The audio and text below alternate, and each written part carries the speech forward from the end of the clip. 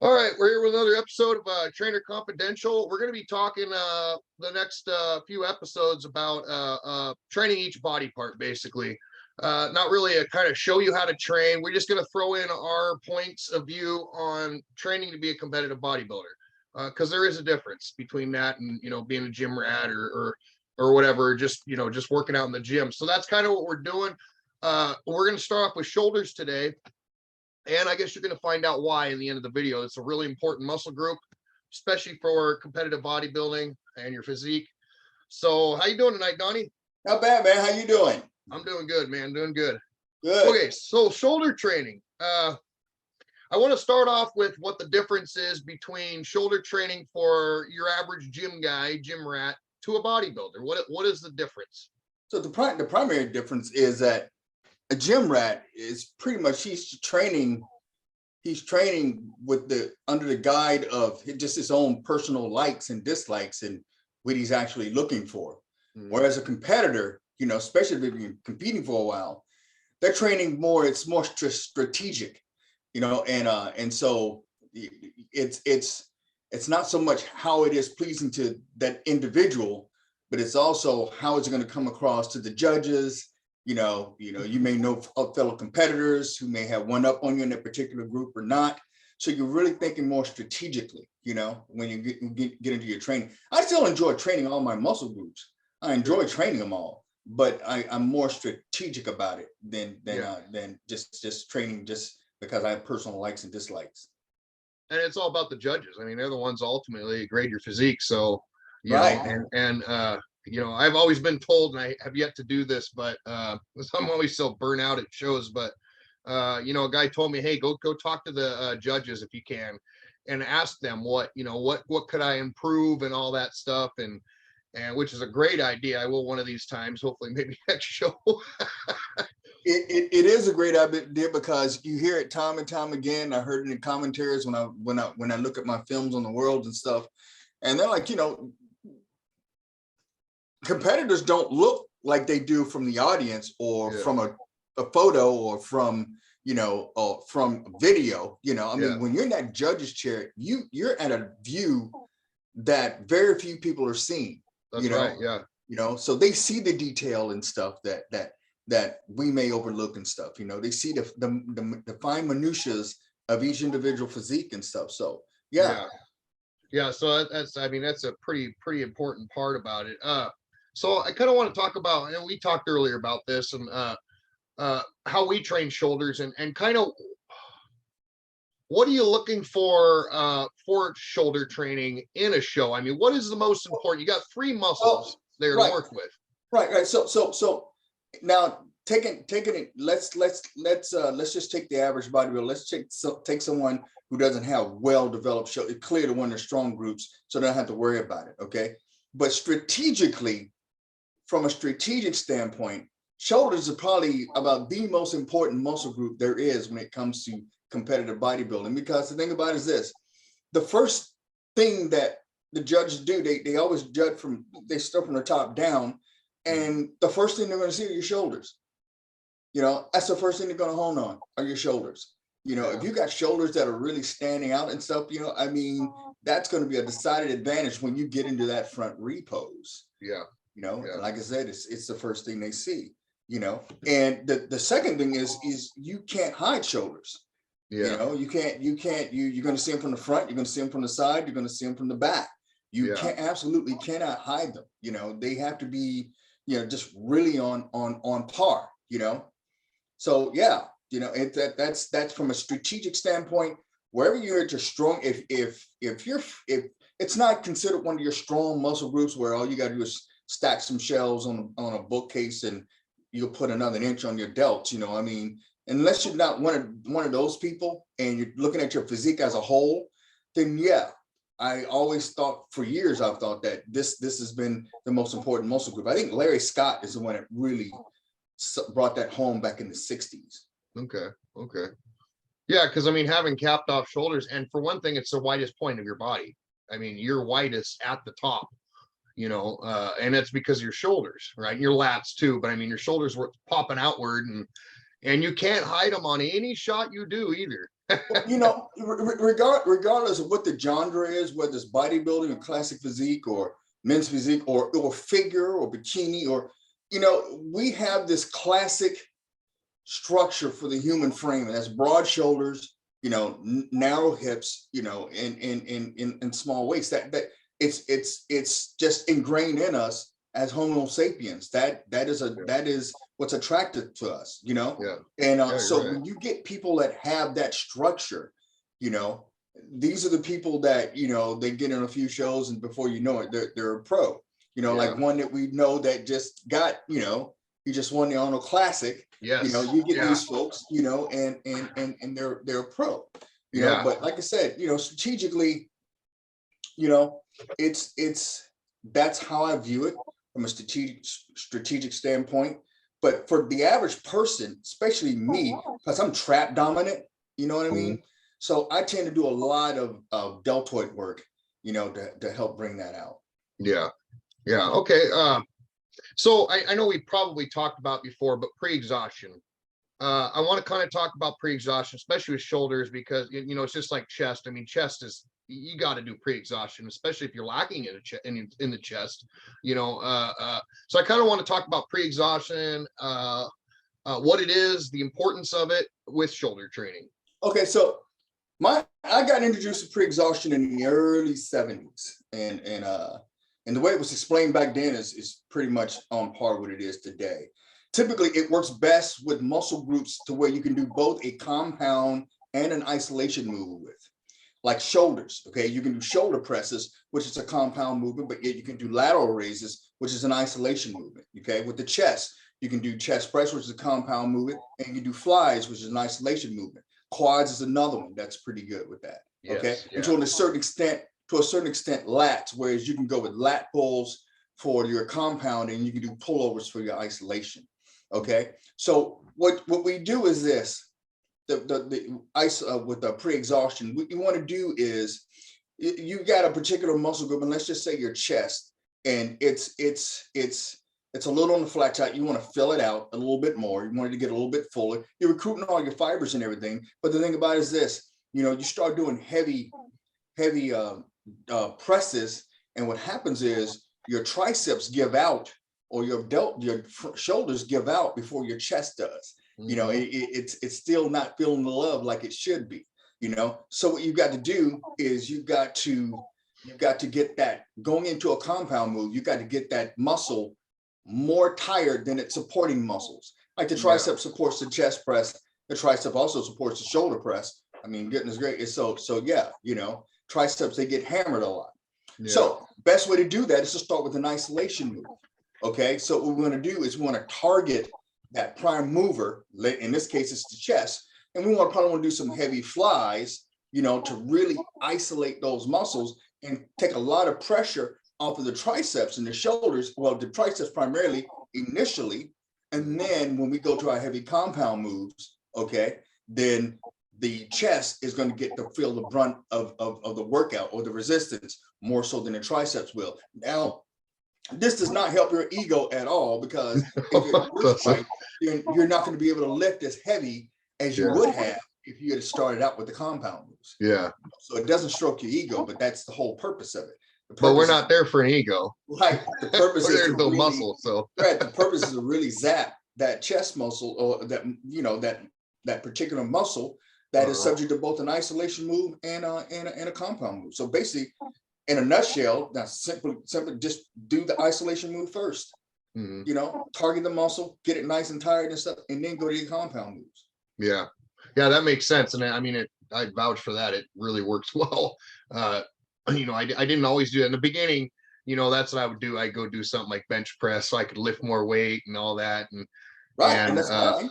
Yeah, it looks cool. Yeah, I mean, but it's not targeting my chest like I wanted it to until I started pre-exhaustion.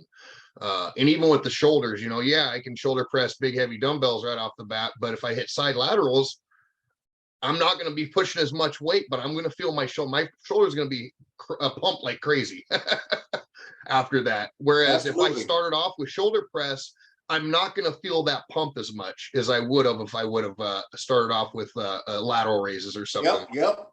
So yeah, it definitely does work. So I want to kind of talk about exercises now. Lots of different exercises for shoulders.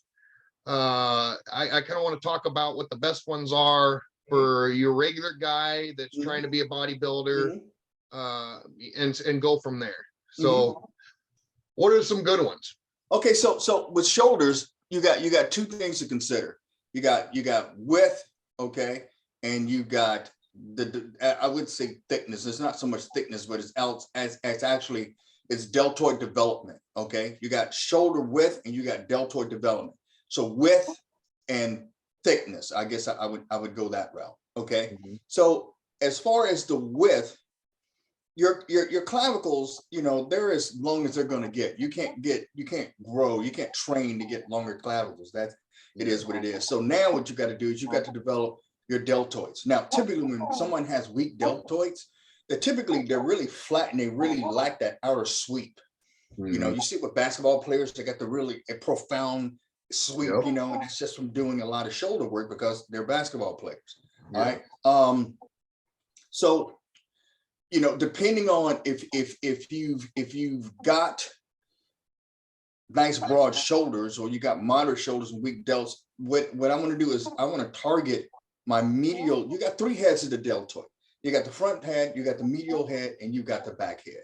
Okay, so with the front head, it's probably one of the most overused muscles in the upper body. Whenever you're doing shoulder presses, whenever you're doing tricep presses, whenever you're doing bench presses, whenever you're doing dips, you're going to be targeting that front deltoid. Any pushing movement. I don't really spend a lot of time with forward raise. I did when I was a kid because Arnold and everybody else did, but I'm like, I'm hitting it a lot of times. I mean, it just seems redundant to me. Okay. Yeah. So now, but as far as the rear deltoid goes, if you're doing a lot of back work now, initially, when I was young, I would do them, but I just want to get a feel for it, and I was a big follower of Larry Scott too. So, and he swore by him.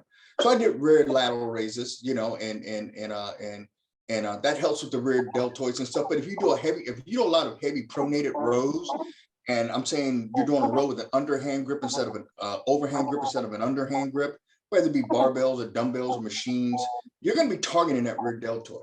Okay. Yep. So during the course of the week, you're going to be hitting the front deltoids. You're going to be hitting the medial rear deltoids without even training shoulders. You're doing no direct training, shoulder training. So the only area that really gets neglected is that medial deltoid. And so that's why I started with a lot of pre-exhaustions on that, meaning I'll do lateral raises, or I'll do upright rows, dumbbell upright rows, narrow at the bottom, wide at the top.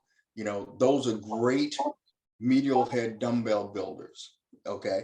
And I'm, like I said, I'm not one to have really, really, really great delts. My traps, like I said, are more trap dominant, so I have to really stay on top of my shoulder training. As a matter of fact, I mean, legs I train Mondays, and the very first muscle group that I train on that is shoulders.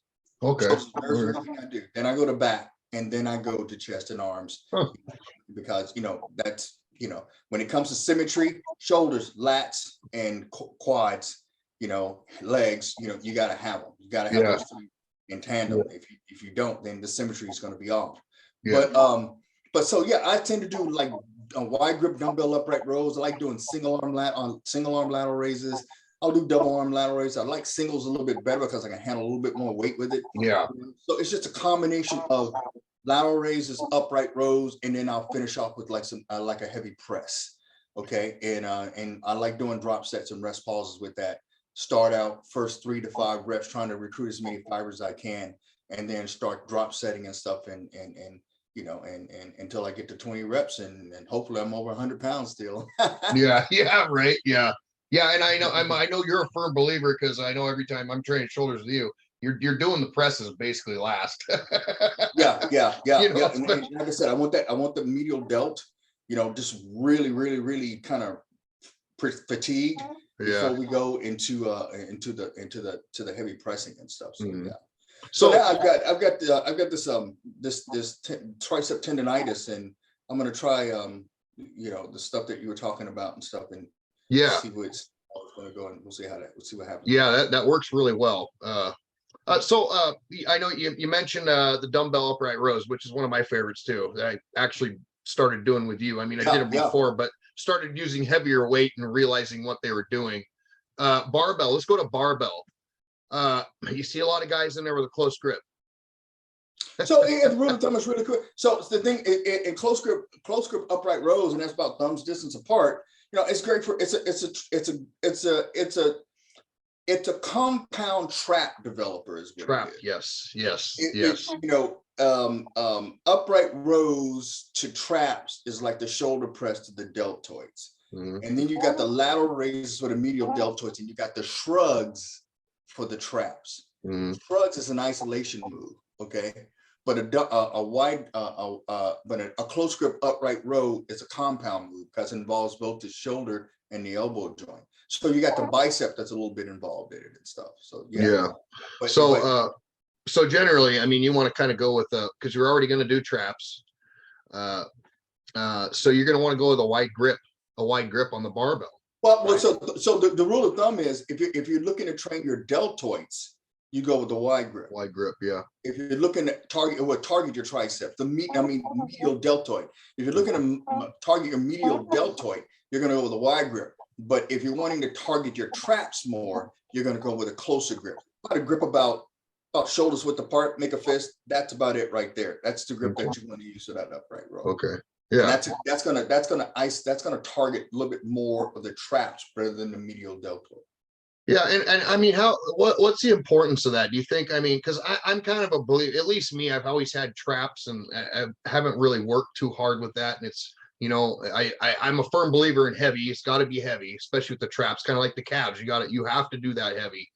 But I mean, and I suppose it's different depending on the genetics of the person, but how much traps do you actually have to do? Should you do it every shoulder training day? I know some people do it on back days. How many exercises should you do? I do. I do traps on every shoulder day. It's I typically do it on the end. And I tend to like shrugs. I've always liked shrugs, and yeah, I do too. Shrugs is kind of like an ego booster. You know what I mean? You can really put a little weight around and stuff when you shrug and stuff. But yeah, I do shrugs with my shoulders. And the thing about it is you really in bodybuilding, you really don't need traps big until you're hitting like a crab most muscular, and in some cases that back double arm bicep. That's true. Yeah, the back double arm bicep. Yeah. But other than that, yeah, the traps ain't. I mean, they're not really. I mean, a front repose, you shouldn't be seeing any traps. It should be flat on top. Correct. You should. Yeah. The shoulders full muscular. Nice square. Yeah.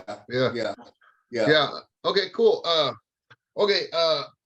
Well, I guess we kind of been talking about it, but I want to kind of talk about the importance of having capped off shoulders in a show, which we touched on that a little bit. As a judge's perspective.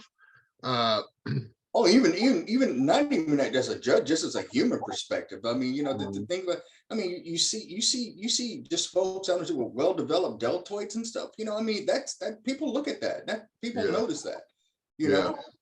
There's nothing that's really impressive to have somebody with a nice set of delts. And like I said, that's the first thing people see. First thing they're gonna see. Yeah.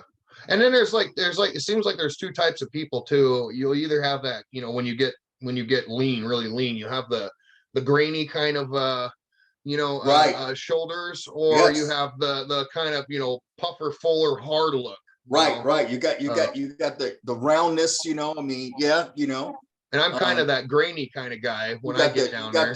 You got the vascular folks. You got the very highly separated folks that just really super separated, maybe not really striated. So it's kind of odd when you're on your game, and the other person is on their game. Now you got to figure out, and you're two opposites. It's not like let's say you got one that's stringy and muscular, and you got one that's bubbly and muscular. I mean, so and they're both looking good. It's like, okay, what's the preference? What's the preference exactly? What is the what? I mean, what the preference of the panel is. What's the flavor for the season? You know what I mean? Yeah, and that's another thing. Yeah, because I know for a while, it's like the Olympia was was kind of like the bellwether for, the following season, the upcoming season, on what the look's going to be like. You know what I mean? Yeah, You because know, it does change. It changes. I mean, yeah, that's for sure. Like now, kind of glutes are in. Having shredded glutes, whereas before it wasn't really it looked at as I'm much. And I'm seeing a little less talked about that and stuff. And right now, people are like the judges are like into Christmas trees. yes, They want to yes, see Christmas trees. I mean, yes. it's like, they want to see that stuff. When you get ready to go in that back lat spread, they want you to pause those. They want to see those lines going up. No, I'm glad you talked about that because I was well, Andrew Jack won the Arnold. Yep. Uh, and he's only been bodybuilding for 2 years, apparently. I mean, he's been in the gym, but it's like the mature muscle compared to because it seems like the Christmas tree doesn't come in unless you've been doing it for quite a while. And same thing with It, the it takes a hamstrings. while. It takes a Takes a while, and while. it takes a while. It takes a while under that under on pulling those deadlifts. Yeah. Okay. You know, Deadlifts. Okay. All right. rack pulls, deadlifts. I mean, yeah, I'm feeling that puppy from the base of my hamstrings all the way to the base of my neck. Uh-huh. Yeah. Yeah. So does it take longer to grow the lower part of your back? No, it just varies from person to person. Yeah. It varies from person. You can kind of do an average, a little bit and stuff, but it just really varies from person to person. Okay. So let me ask you, who do you think had the best shoulders? We'll go with bodybuilders that Right at the old back, school Flex bodybuilders. Wheeler. Flex Wheeler? Yeah. Flex Wheeler. Yeah. His shoulder blades could have been longer. He could have been a little wider, and there's nothing you can do about that. No. But his Yeah. deltoid development was just off the freaking chart. I mean, It was. Yeah. It was. I mean, what's his name again? The Maryland Muscle Machine. Who's that? Maryland Muscle Machine. What's this? I can't remember what his name is right now. Kevin Levrone. Oh, okay, yeah, Kevin LeBron. Kevin Yeah, Levrone yep. had crazy delts. He did, yeah. But to me, Flex had probably some of the craziest deltoids. They actually Kevin LeBron, they actually compare him to Flex all the time. His physique. Yeah, he did. Yeah, he was crazy looking. That last Olympia he was in, I think he should have won. Well, I think let me see. He looked pretty good when his debut against Dorian. He got second in the Olympia. He looked good then, I thought. But I thought his Arnold Classic look just before the Olympia, I thought that was his best look. That was a crazy look because he actually really had straighted glutes, and it's kind of hard for him to get his glutes really straighted. So that you think he just had enough time, and his conditioning was on point at that time? I mean, and some of it's probably depending on what the judges are looking for and stuff. I mean, I'm not saying that his glutes weren't bad and stuff, but you're standing next to Ronnie, who's glutes are like cheese graters and stuff. I mean, it's just great. I mean, I guess it would make it even very, very, very good glutes look. Like you still need about another 2 weeks or so. If it wasn't Ronnie, it wouldn't have been right. Because you gotta understand, he got second on 2 or 3 occasions or something like that. Yeah. So it's like he beat the rest of the field. You know what I mean? So it's not like he looked bad or anything like that. It's just that Ronnie was just. But as far as deltoid development goes. His deltoids were off the freaking charts. Yeah. He had some bowling balls. Yeah, I agree. I would definitely agree with that. Awesome. Let's see, I think we hit all the points on shoulder training. I want to eventually do some actual training videos too. Sure. On showing how we do the exercises we do. And I know I've talked about the 20s that me and you do now. And as all you guys know, we do hit training is pretty much what we do. Rest, pause, hit training, drop and sets. We trained B squat yesterday, so we did 15. Yes. And you still felt that, huh? If you guys don't know, I almost cut my foot off with a diamond blade saw. So I had to take a couple days off of the gym. It's been a while since I've done that. So yeah, I gotta, sometimes you gotta you get hurt and you gotta But listen to your hey, body. but was it not productive though? Oh I mean, no, it was no. I mean, still, I did the same thing today. I did B yeah, squat pretty today, much. It's shoulders just and that arms, and we didn't throw in the extra volume that would have taken you over the top. yeah, yeah. But I mean, you're still hitting it. I mean, Yeah, you know, like I said, I did arms and shoulders today, and I just did 15s, and I came out. I got my money, man. I mean, right, there was nothing left on the table. So, right. you know, it's all about the intensity, just the You know, intensity. when you're training a long game like this, especially when, you know, I mean, I've been training over 50 years. People, you honestly think I've been training balls to the wall for all the entire 50 years? You know, come on. Nobody can. No, you know, Yeah, there's gotta, it's in the format, tear down times feed times recuperate, you know? yep, You know, yeah. I mean, yeah, you got to hit it hard, but you got to know when to, you know, Put the brakes let it on. heal, let your body heal. You know, you know, you got to find that medium, And, that homeostasis, and everybody's different. You yeah, know, yeah.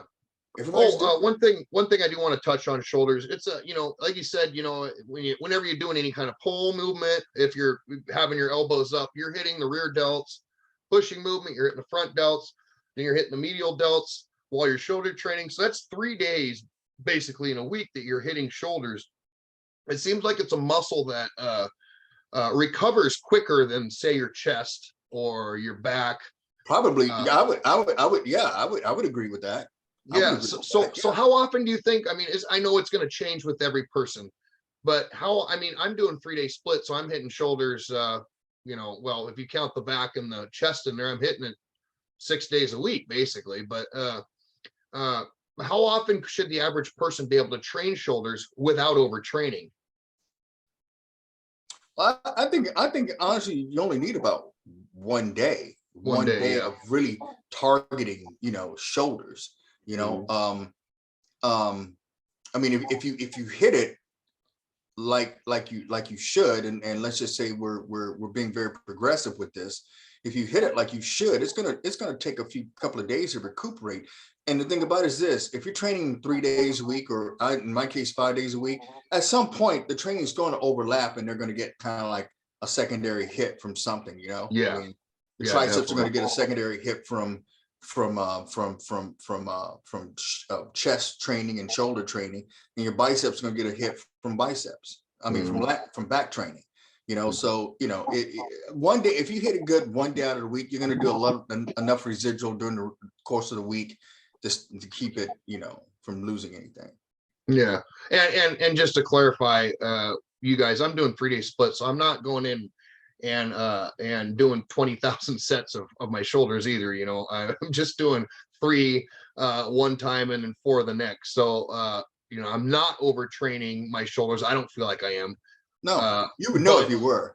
if we were doing one body part a week like we do, then yeah, you're gonna hammer. You're gonna do 8 to 10 sets of that body part, and you're gonna hammer it, and you need a lot of time. And the thing about for me, shoulders, if you hit your shoulders right and they're sore, you feel that. Like Yeah. it's it's like hitting your abs really hard. You know, it's something you and can't.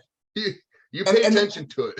the thing about it, and with the sword, it's not like, yes, you are. When I'm training for, I'm always feeling something somewhere. You shouldn't be excruciatingly Yeah, sore, no, but no. you do fit. The only time you excruciatingly sore is like if you're coming off a long layoff, and even if you go B squat or C squat, you're still going to be really sore. But if Yeah. you're like pretty consistent and stuff, you're gonna feel a little, from, I'd say from 0 to 10. I'm saying you're always about a 3 to 4, always. So That means you're sore enough to feel it. It's not yeah. like debilitating, and it's not like really bothering you, but you feel it. Yeah. So now I'm glad you say that about the soreness, because you know a lot of guys think that, oh, I'm really sore next day at work, that my, you know, that workout really kicked my butt, you know, is a good thing. It's not always a good thing when you're that sore, right?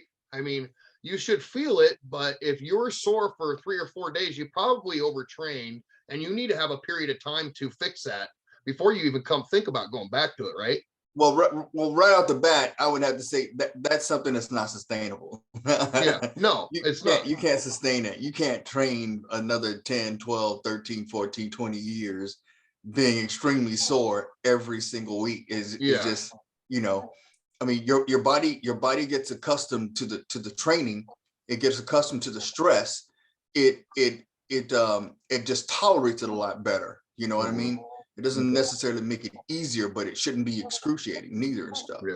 That's what I'm saying. People have to find that fine line. And you know, prime example is, you know, in the early years of CrossFit, you know, you used to have lots of instances of rhabdo, you know, where it's just basically overtraining to a crazy scale to where muscle cells actually rupture, and you know, it gets in the bloodstream, and then it's hard for the kidneys, and you end up with kidney problems. Oh, geez. You know, so you know, to train to where you're excruciatingly sore all the time can actually be a little on the dangerous side, because basically you're in the early stages of rhabdo is what it is. Okay. Yeah. Okay. That's basically what it is. And as a matter of fact, I think it was last year or year before last when I was training pretty good, and my bun levels were kind of high, and actually they were very high. They had spiked all of a sudden.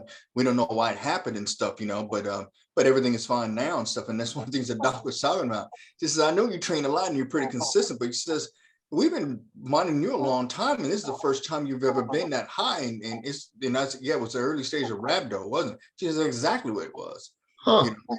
So when you're, and that's one of the symptoms of an advanced stage of that, is that you're just excruciatingly sore all the freaking time, and that's not how it works. I've never heard that term. What does that mean? So yeah, I just mentioned it before. So basically, it's tissue breakdown to the extent to where it actually it spills over into the bloodstream. Like crush, it's something that crush victims, it's a symptom of crush victims. You know, people in car accidents and their muscles, they get all ripped to pieces, and you know, that stuff's not designed to be in the bloodstream. So what happens is, yeah, it's like putting coffee granules in a gas filter. Yeah. Okay. At some point, you know, a gas line, at some point the filter is going to clog, right? Yeah. Yeah, and that's what kidneys are, they're filtration systems. Okay. Okay.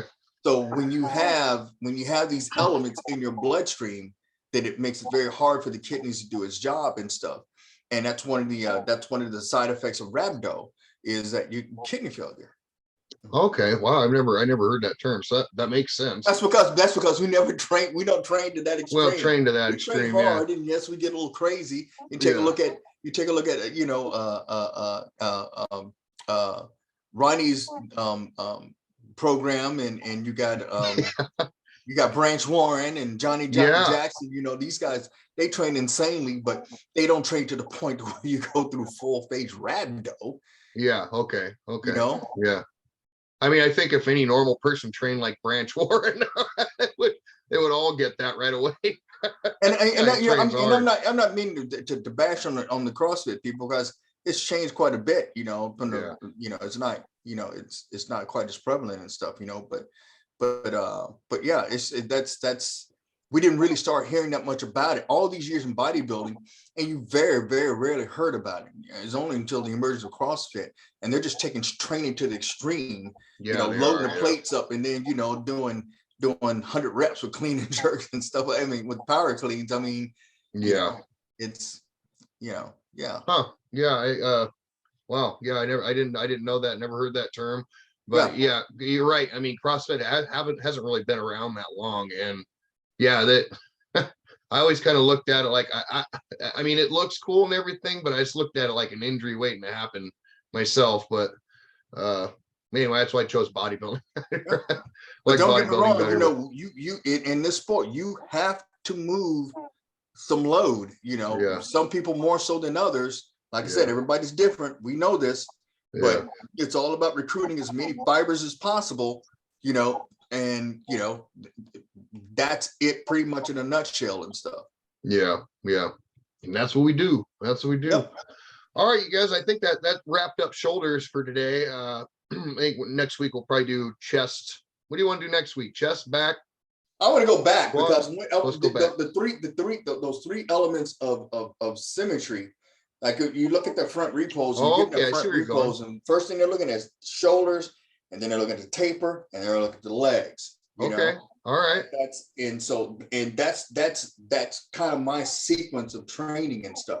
Yeah, You it know, is too. Yeah, I never. yeah, Yeah, you're absolutely right. That's yeah, exactly how you do things. Okay, yeah, that sounds good. We'll do back next week. yes, All because right, you guys. it's part of that. All right, Yeah, champ. yeah. All right. So that's it for today. We're gonna see you next Monday, and you guys have a good week. Any questions, comments? Put them down in the comment area. Yeah. So we'll see you next week, Donnie. You have a good night, Absolutely, man. man. All right.